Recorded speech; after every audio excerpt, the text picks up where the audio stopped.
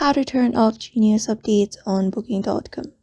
Hello everybody, if you are wondering how, you may follow up this step. Open up Booking.com, and once you open up Booking.com, you should be finding this interface. Now from the given interface, head over to the option My Account in the bottom right corner. And once you open it up, from this given options from your screen, scroll down and Preferences appears on. So go to Device Preferences, and after tapping on Device Preferences, go to the option called Notifications. After going to Notifications, scroll down, and there you should be finding option called Genius Updates. If this option is turned on, all you gotta do is simply turn it off by tapping on it, and once you turn gray, that means your Genius Updates has been turned off.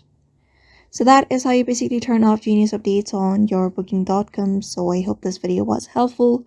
Give it a thumbs up and subscribe for more tips and tutorials, and we will see you on the next one.